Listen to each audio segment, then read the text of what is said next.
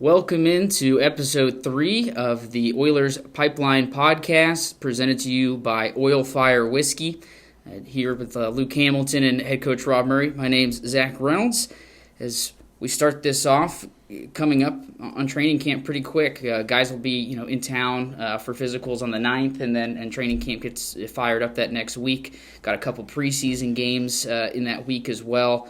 But with training camp, it's always a time to evaluate guys as they come in. And you've mentioned before, players you can tell very quickly who was spending their time properly in the off season. In the last few years, you've had a lot of new faces coming into camp, but this year, significantly more returners than both years, maybe even combined over the last two. And so, what's your kind of mindset with training camp coming up, and what are you looking at in particular with guys coming in? Well, it's going to be interesting, Zach. You got a totally different dynamic of what training camp, what I've grown accustomed to here, is that we usually start it's usually, regardless of the date, it's always a Sunday physicals. We're on the ice on Monday. By league rule, you can start on the 7th, which is Friday, I believe, and but we always, because best way to put it is our doctors are off on Sunday. Right. They're not in the office. They're able to be at the clinic where we have the physicals, and so we always have it on a Sunday, and so it always works out that way. Now, the difference being is the midweek exhibition game, and you're looking at it where we have physicals on Sunday, we're on the ice Monday and Tuesday, and then we're in Allen on Wednesday, and which is, as I said, I'm unaccustomed to that as far as the way the timing is, and the Saturday night game at the OIC. So it's going to be quick. And to your point, we got 2 days of ice and an exhibition game, and if you have not prepared, you don't have that extra maybe 3 days in order to prepare for then the exhibition game. So it will be telltale for me and Scott to see where these guys are right off the hop come that Monday. And honestly, we don't have time to, condition these guys. It's hockey players. Training camp is not a place to go and get into shape. It used to be back in the day, even when I started, like when I first got drafted, and it was more, NHL now, they report and they've got an exhibition game like the next day. And that's because the way that today's hockey player prepares himself throughout the summertime in order to be in the best shape come when you step on the ice that first day. As I said, back in the day, I remember, training camp was so tough. It was 2-a-days. It was, and that was before the NHLPA put in there's a 3-hour rule now that you can only be at the rink for 3 hours at the NHL level. But back when I started, there was no such thing. We could be there all day. And it was a good week and a half to 2 weeks before we saw an exhibition game. So it was grueling, but the game has changed that way. And so we'll see coming into training camp here real quick where guys stand. And I'm not concerned, quite honestly. I think everybody will be in prepared for it. Just again, it's a different scenario. And the fact that we almost lose Thursday as a training camp day in a sense, because Wednesday night's game in Allen, it's a 4-hour bus trip back, so you're getting home, we're getting home at 2 o'clock in the morning. During the season, that would be a day off the next day for the most part. And I don't know that we've got the luxury to do that on that Thursday. So again, some planning to be done still heading into training camp, but it's coming up quick, and we're excited. Yeah, and speaking of sort of getting back into shape, you got to get back into mental shape too, making game time decisions with those exhibition games coming up. But it's a little bit of a different off season compared to, years past is Oilers fans are going to get an opportunity to see some of these exhibition plays being made. The style of play of some of these guys last year, I think of a guy like Greg Prince, who lit it up a little bit there in the preseason. Oilers fans get a chance to see a little bit of the training camp roster here on that Saturday for a home preseason game. Just talk a little bit about having a game at home here in Tulsa in the preseason and a chance for fans to experience what it's like during training camp for some of these guys at the tail end of it. Well, and I'm sure you guys will put out press releases, but training camp's always been open to anybody that wants to come watch over at the OIC. And, from what I understand, we'll be there that first week. I think we move into the BOK on Sunday. But I think having the opportunity to see an exhibition game, and they're not, for the most part, I think you guys do maybe a Facebook Live or something like that when we're in Wichita, but it's pretty tough to follow. Those aren't high quality videos. And so it gives us an opportunity to attendance might not be all that big because, you just can't fit that many people in the OIC, but at least it's going to give a taste of preseason. And again, as you mentioned, like not only the guys returning, but some of the names that are going to be new. People will be interested to see what kind of players these guys are and what they might bring as the season gets closer. Keeping in the vein of the preseason games and the training camp and being split between the OIC and the BOK Center. A couple of years ago, we talked about at the OIC, the fact that Ole Eriksson came over from playing on European ice and he's playing on short ice in the exhibition game in Wichita back to international ice, and then really didn't get much time to play on North American ice at the BOK Center before the season fired up. This year, you have a chance to play an exhibition game on regulation ice against Allen, and then, of course, have some more practice time, there at the BOK Center, which is regulation. But also in the past, you've kind of talked about special teams and power play, kind of the advantage of working at the OIC for the quick decisions. So you're kind of happy that you have both those options, I guess you could say, or both those kind of experiences with this camp and preseason. Well, there's no hiding it. The OIC is a smaller ice surface than regulation, and quite honestly, it's going to be interesting to see. You get 10 big men out there playing in a real game. Just how much room there will be. It'll be a tight game, and it's not a tight checking game. I think it's just there's not enough room for everybody out there. So special teams, as you mentioned, I don't mind when we're over at the OIC practicing in that atmosphere, because I always find that it speeds up your mental thought process of making plays quicker. And because you don't have the time and space that you would on a bigger ice surface, it's a situation where you're going to have to even penalty kill, power play, whatever it is. Everything's condensed, and it's got to be quicker plays. You're going to be challenged a lot quicker, and but it's the same for both teams. It's not like one team's got an advantage over the other, but it is a situation. It is what it is, and we'll see how that game plays out. But regardless of that, whatever situation you're put into as a player, you just got to take the best advantage of it as you can, and that's what I'm expecting out of the guys, especially the new guys coming in, and to show us what they have. And it's a quick 2 games. Yes, we will have eyes on these guys as training camp rolls along, yet I think games are the most important thing. I was talking to Scott Bird there in Rapid City, and they do not have an exhibition game this year, and I think maybe some other teams in the league might not either, but that's hard. And I think back to the COVID year where there were no exhibition games allowed. You could not have an exhibition game, and because you only, for the most part right now, we've got, I don't know the exact number, but let's call it 24 guys coming to training camp. Well, you cannot have a scrimmage with 24 guys.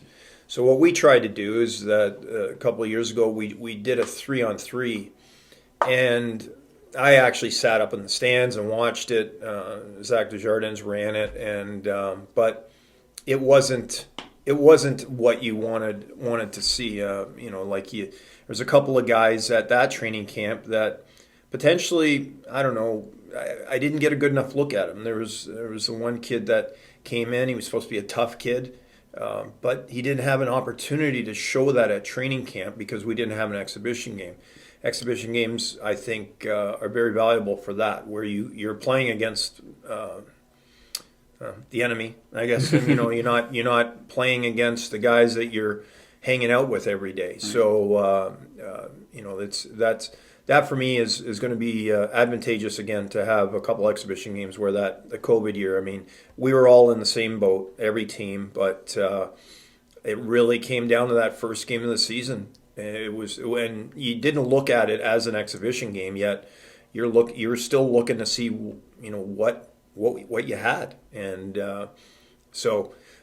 again, we're kind of touching on the exhibition games. They are valuable, and obviously for a guy like Mike McKee, Adam Pleshkash, these games are for them to get their timing, for them to get their game rounded, whereas other guys are coming in to prove themselves in different ways, and we know what those guys can do. Pleshkash, McKee as examples, and I'm not good. I mean, again, not going to have eyes on those guys. Right. And whatever they do, is what they do. But the new guys, that's where you make assessments on the players that you brought in as first year guys, or even guys that you haven't had on the team before. And coming into another year here affiliated with the Anaheim Ducks, coming close to training camp, what's that ongoing conversation like, all the way up from the Anaheim Ducks to the San Diego Gulls? Is when you have a training camp roster filled with a lot of different guys, it seems as if there's maybe different branches on the same tree as far as motivations, you could say, when entering training camp. Just alluding to what you just spoke upon there, what's that conversation like as we get closer to October and then eventually a training camp roster and beyond? Well, you mentioned Greg Prince. Like last year at training camp, we ended up getting Max Golod, Nathan LaRose, and Greg Prince sent down. They played in the exhibition games in Wichita, and then they were gone the next day. So, as with every year, you got to build your team here with the expectations. You always go with the attitude that you're not going to get any help from your affiliate. And so whatever comes from San Diego, Anaheim is always, you're always going to get quality players, but that time will tell. I'm not sure what's going to happen. I mean, I've been told anywhere between 7 players to 5 players to maybe 4 and a goalie, and it's a moving target, and the moving target is, I've been doing this long enough. Where the moving target happens is the fact that you've got San Diego or Anaheim that just finished a rookie tournament in San Jose. You've got NHL camps starting in the next couple of days. Then from the NHL camp, you got the American League camp. And then from the American League camp, that's where, obviously those guys will then filter their way down to here. But that's a lot of hockey in a short time, where injuries, whatever. I mean, indecision on different players, on, let's keep this guy around a little longer, we're not sure about him. So that's 7 players that you get told midsummer, yeah, you know what, that's on the board right now. But, little Joey just got a groin injury, or, a goaltender broke a thumb. It changes in a second. And so that was a good example of last year, where we got those 3 guys down from San Diego, Prince, Golod, and LaRose. And between the time they got here and those exhibition games on the first weekend of training camp, Anaheim sustained like 5 injuries. And that was just in training camp and obviously their exhibition games. So that's where everything gets depleted real quick.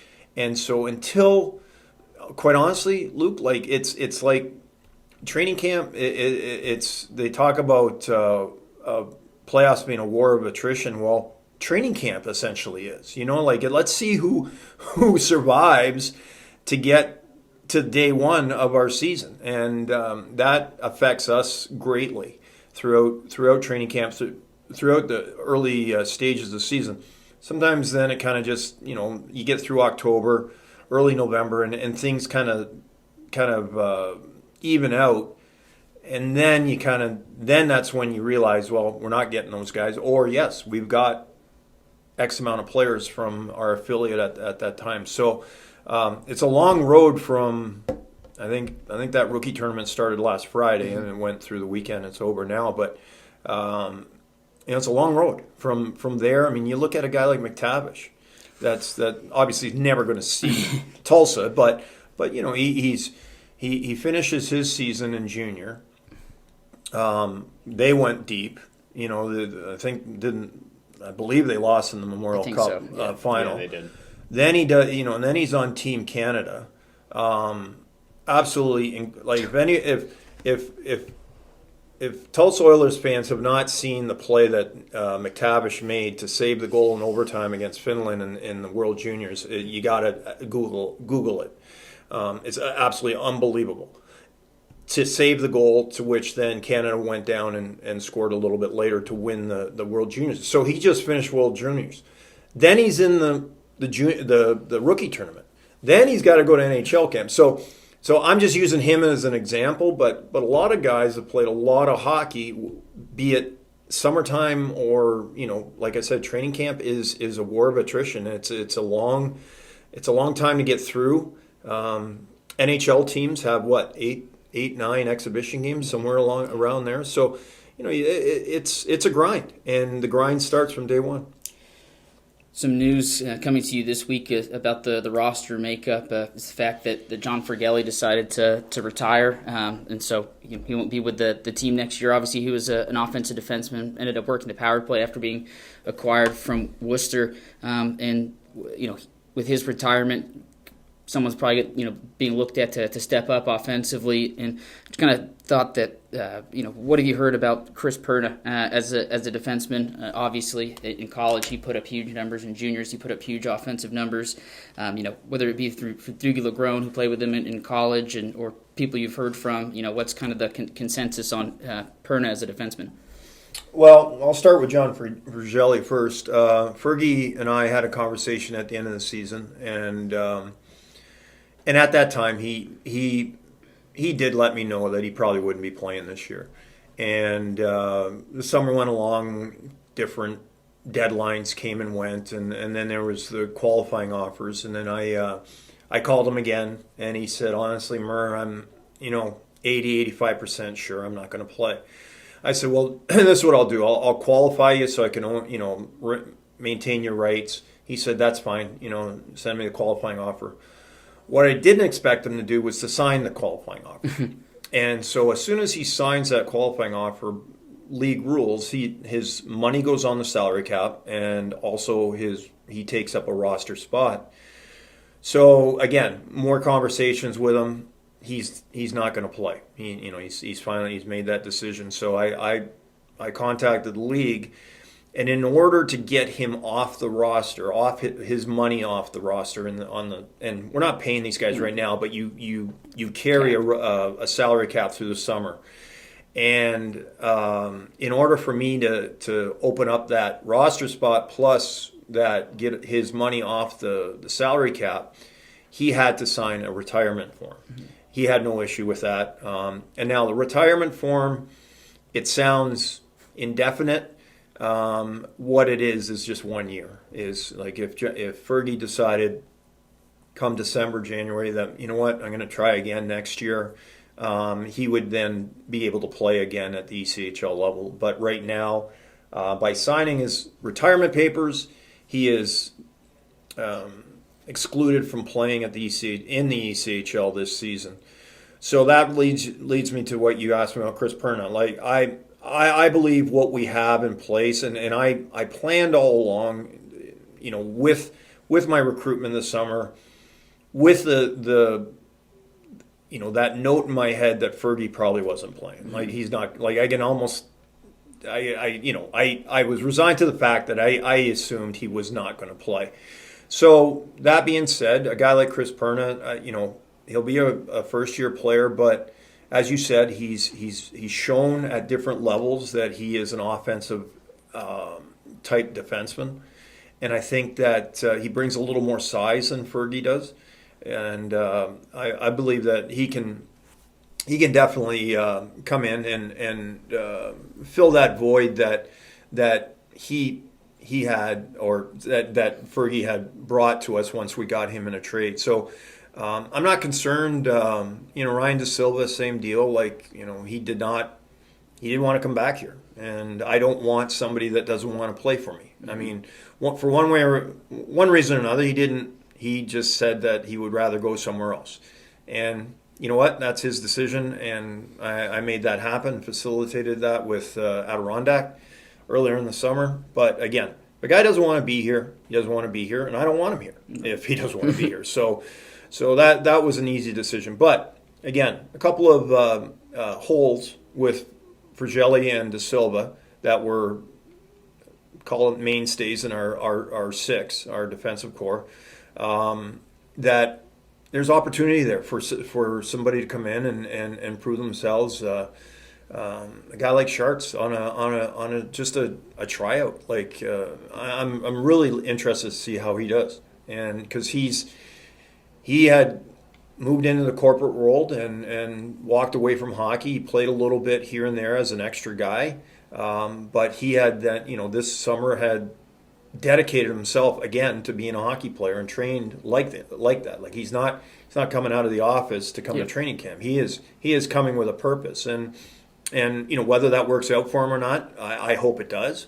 But I think he can bring some offense too, and so I think we got ourselves covered there as far as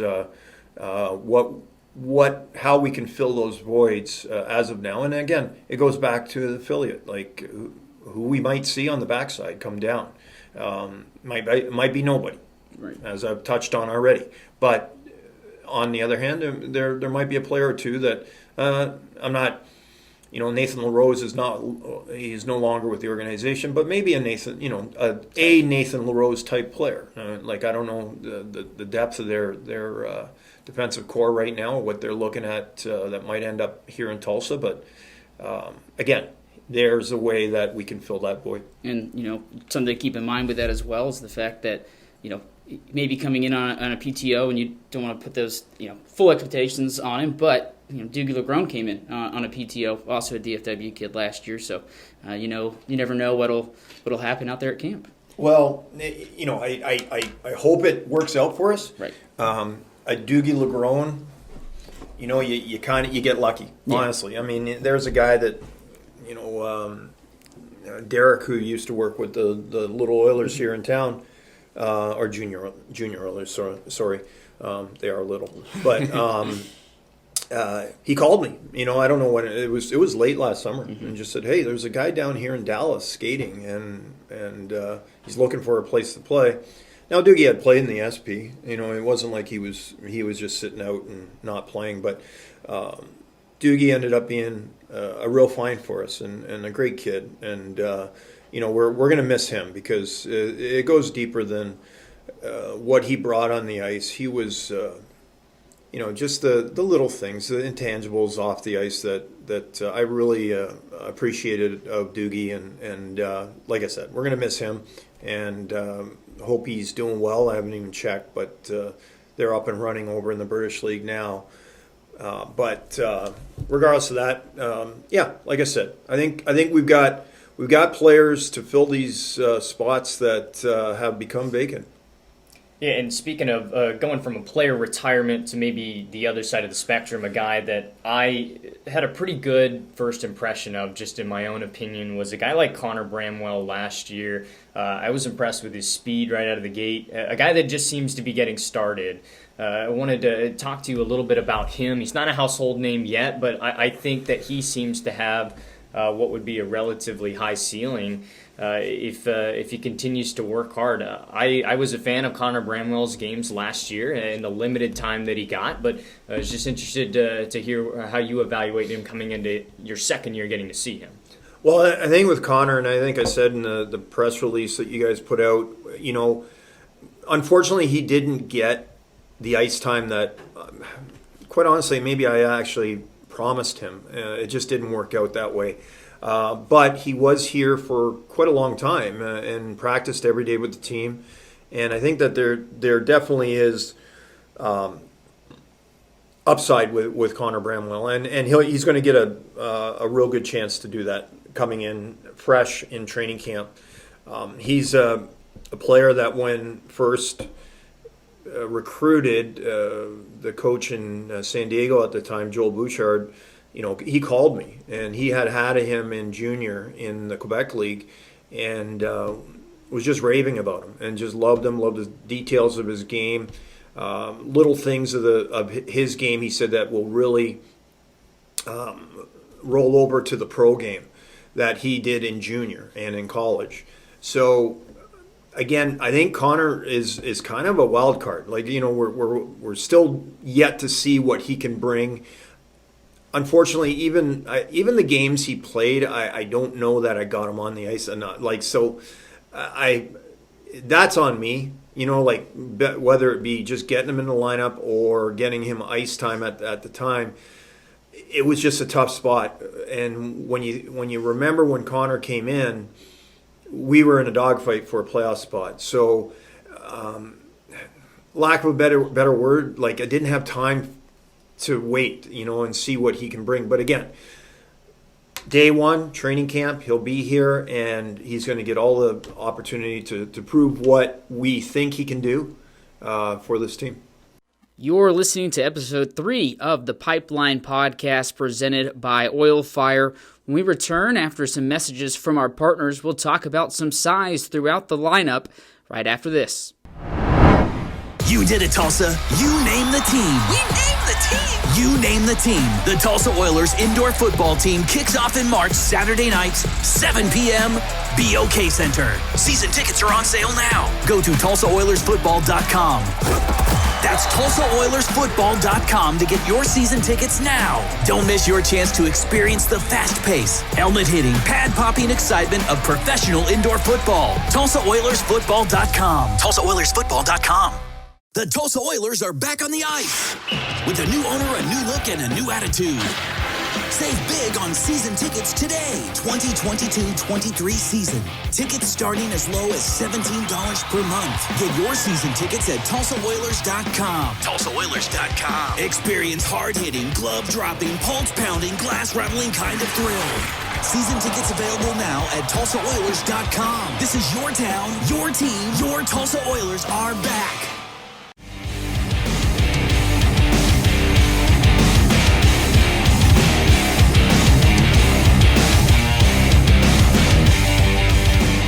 We're back here on the Pipeline Podcast, brought to you by OILFIRE Whiskey.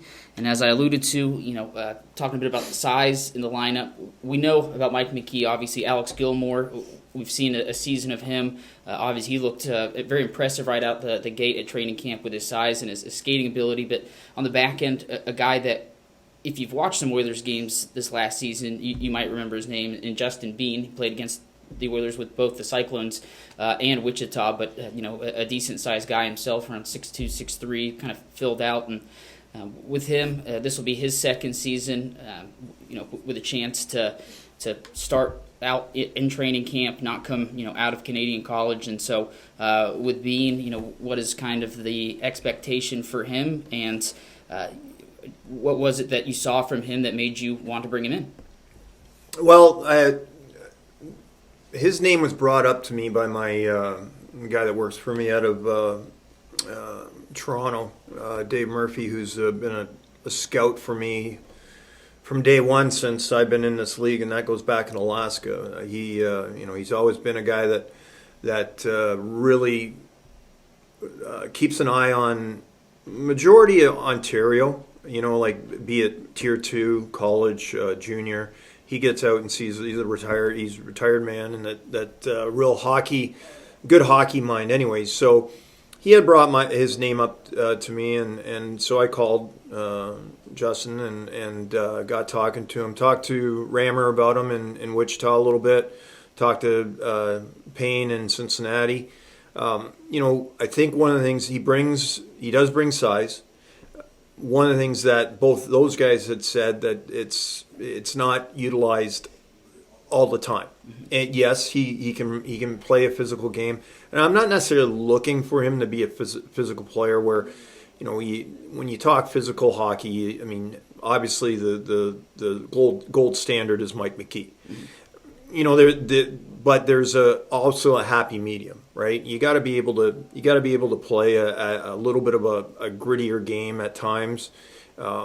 We know it as well as anybody in the West here. Just you have to almost bring it on a nightly basis. But you don't have to be a big, tough guy out there. But you got to take advantage of the size that you naturally have. And I think he's a guy that, again, getting a few tidbits from his previous coaches last season, is a guy that we kind of got to stay on to make sure that he can he plays that way.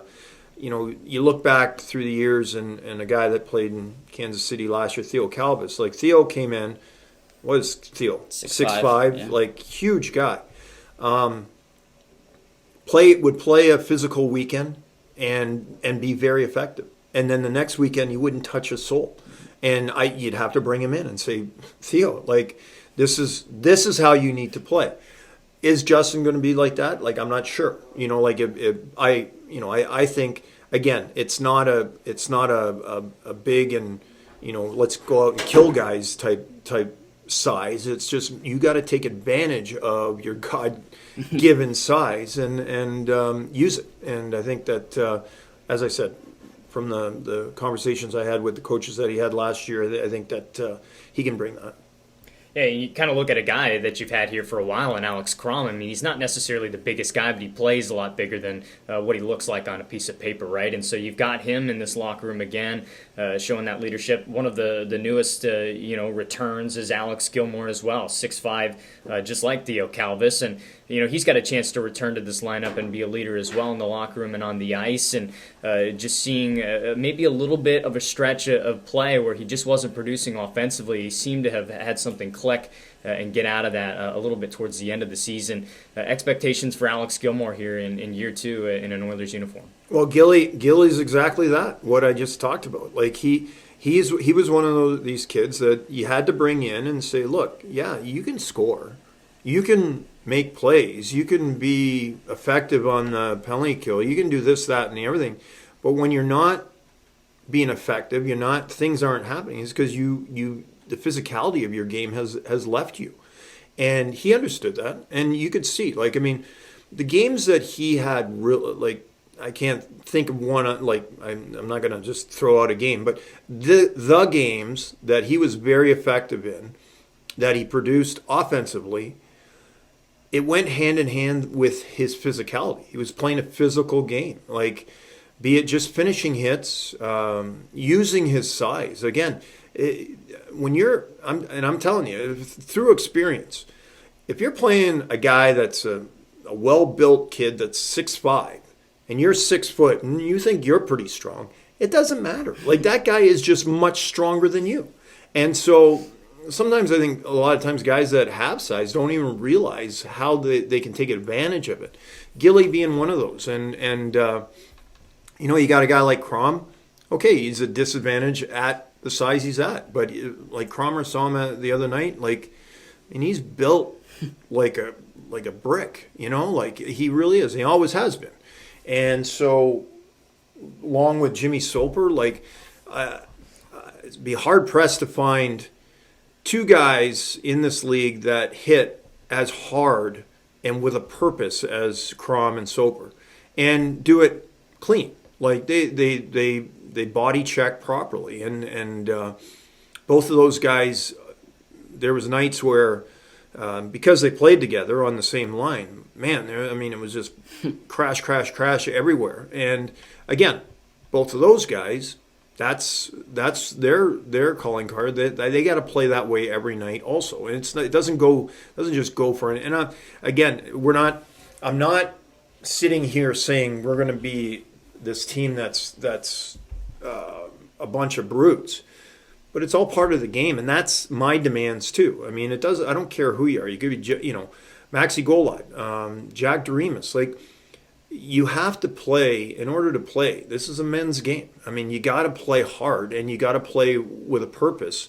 And bringing the physicality of the game is all part of it. I don't care who you are, and it's always been one of the ways that I've always coached. I mean, my teams have always been, I feel, I mean, we play a pretty physical brand of hockey, but we're not undisciplined either. Like, we're not a team that leads the league in penalty minutes or suspensions or fights for that matter. But we play a hard, you always say, I think the biggest compliment that you ever get as a coach is when you talk to a opposing player or opposing coach when they say, you guys are hard to play against.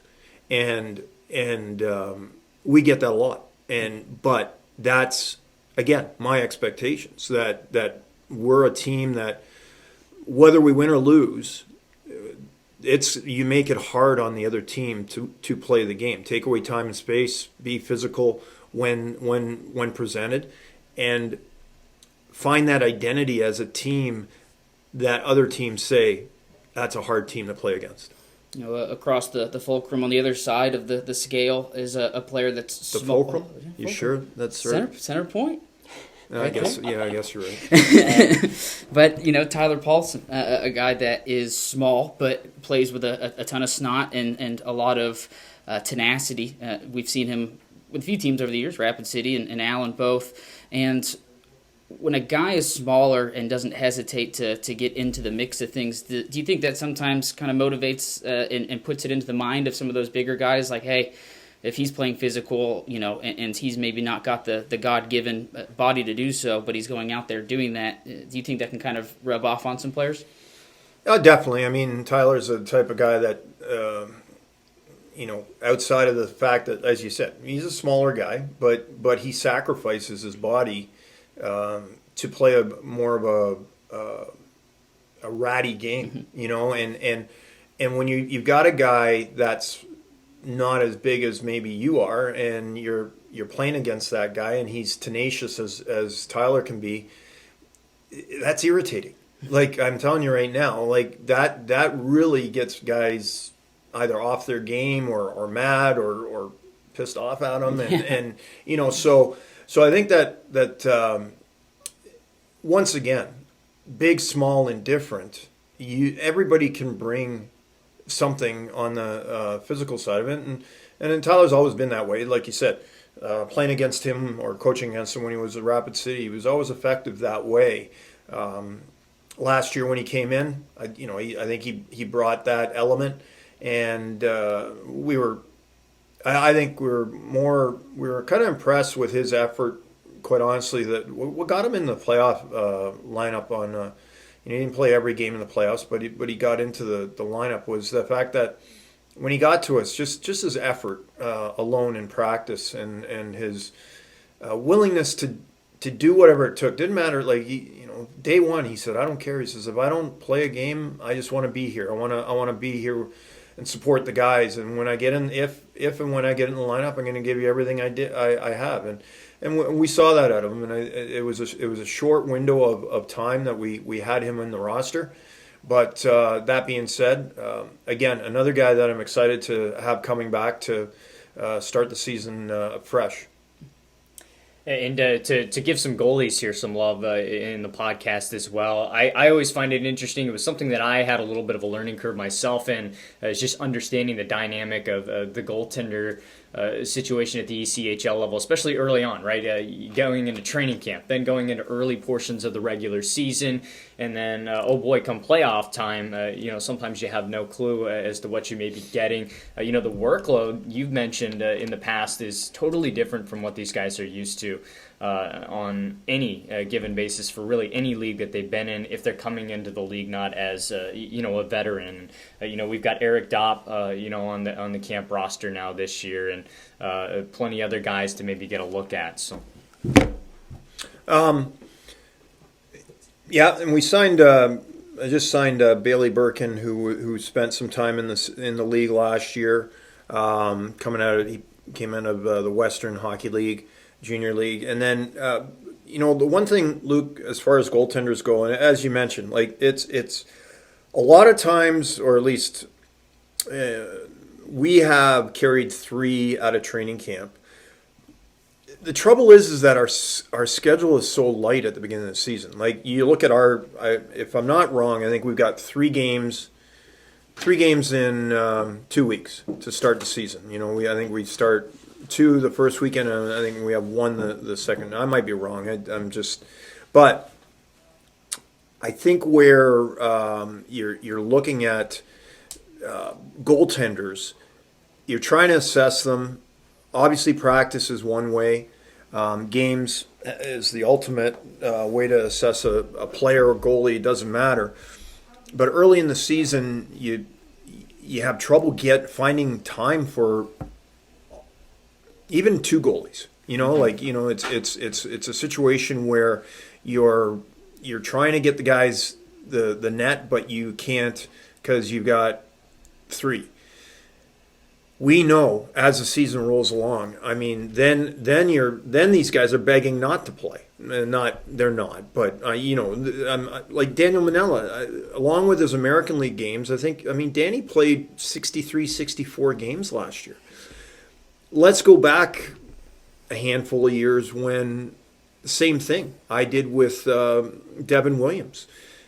We started out with 3 goalies. We had 3 goalies, and everybody's kind of like, I'm not getting enough time, blah, blah, blah. And then all of a sudden, you're playing 5 games in 7 nights, and I need you to play every night. With Willie and Manny was a different animal. Like, he didn't wear down. Like, believe me, I was very impressed with Daniel Manella, but you can't expect a guy to play 64 games. I don't care who you are.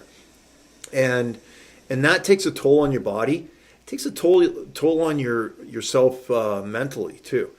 I think that a goaltender is a different animal than a positional player, where their preparation is much different, probably mentally, than a player's is. And then when you're playing 3 games in 2.5 days over a weekend, and you're asking that guy to play all 3 games, it gets taxing mentally. And I understand this. I get this part of it. But we asked Danny to do it last year, and man, did he ever deliver.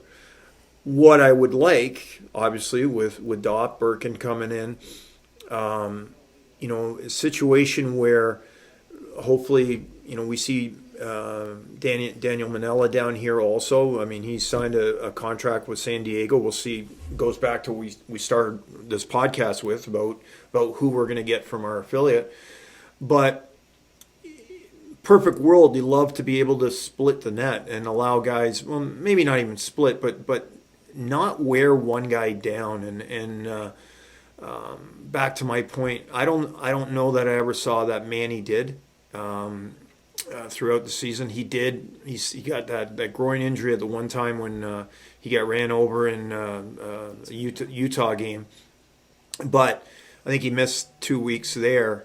But I think that goaltending is it's a patience thing, and the player himself has to understand that. They got to understand out of the gate we don't have a heavy schedule, but that schedule, when it's all said and done, you got to play 72 games, and yeah, they jam it down your throat at different times during the season, and that's when you're going to get your chance, but I think that both Manella, Dopp, I'm thinking that Birkin's going to be a quality goalie. He's a big kid. He's 6'3", I think 6'3", 6'4".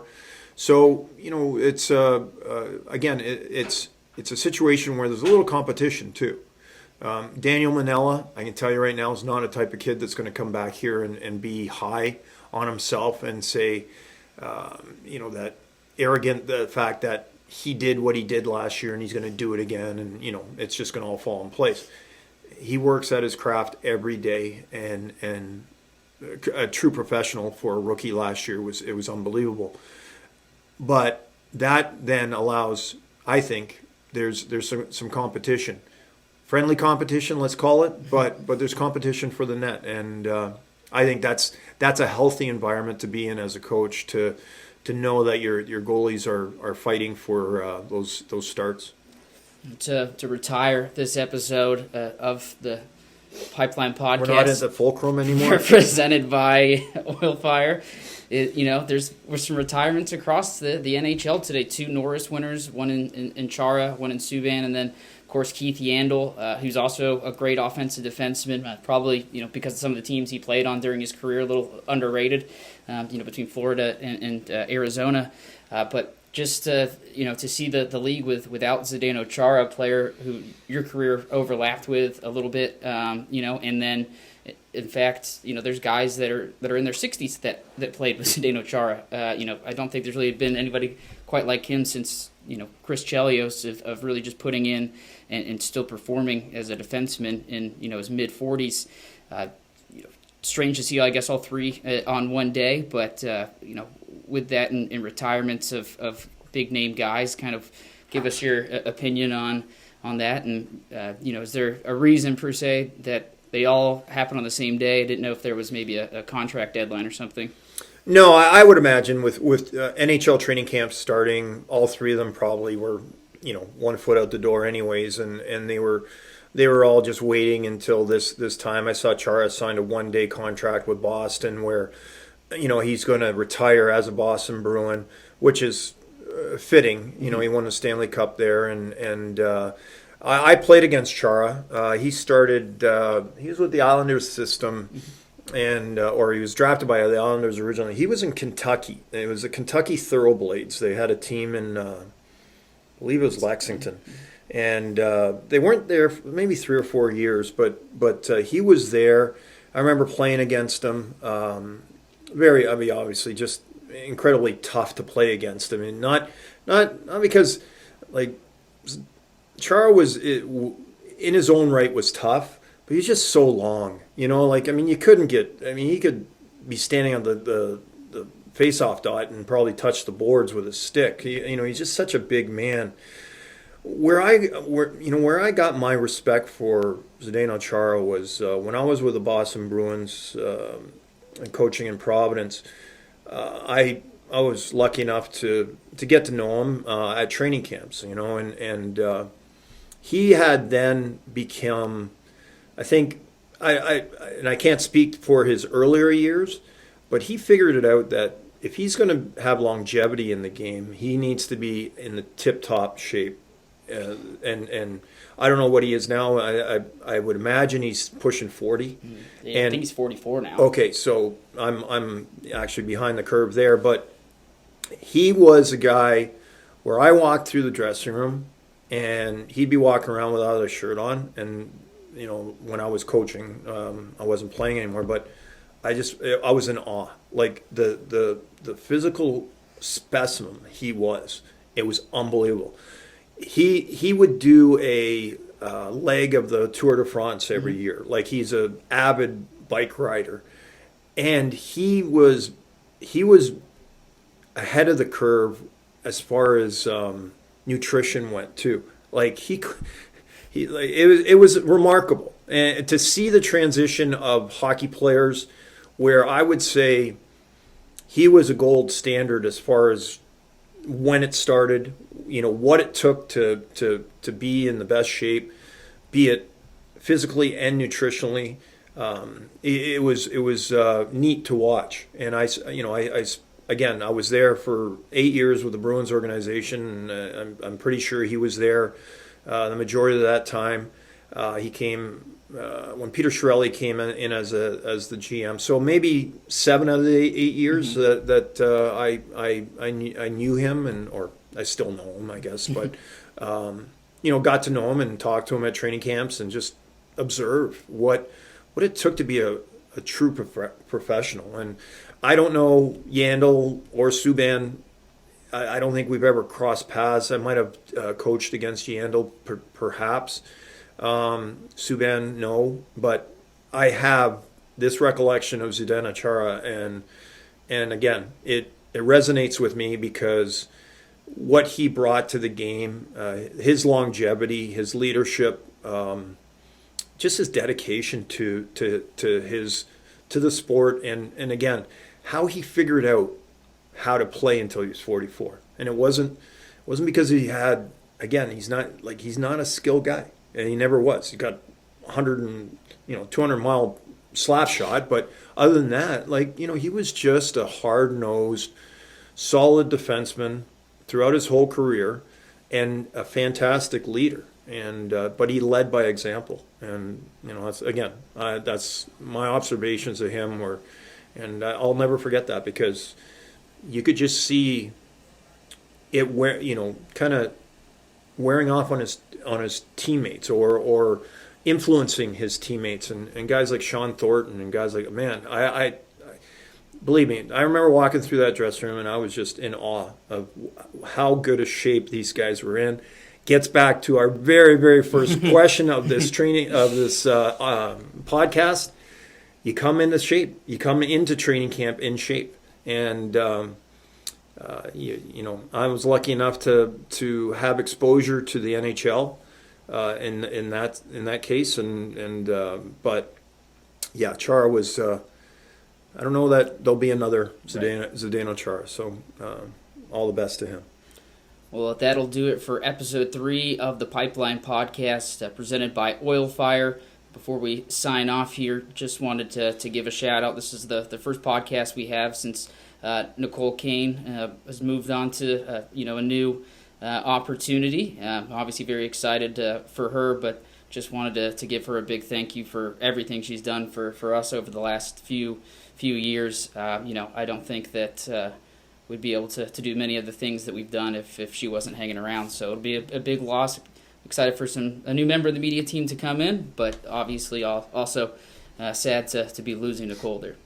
Well, I'm really sad to lose Nicole, because I don't know who's going to take care of you anymore. I know, right?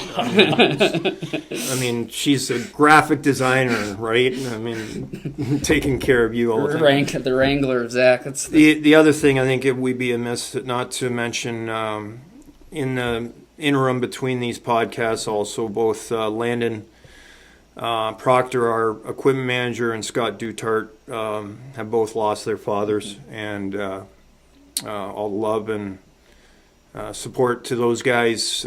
Tough times, and Oiler family's missing some very good people. Certainly so, and of course, Scott and Landon will be back here later after returning, but obviously tough time for them. And as you said, the Oilers family definitely behind them, and just make sure that you guys that are fans let them know that that they're cared about once they're back here in town. But that'll put the wrap here on episode 3 of the Pipeline Podcast. On a high note.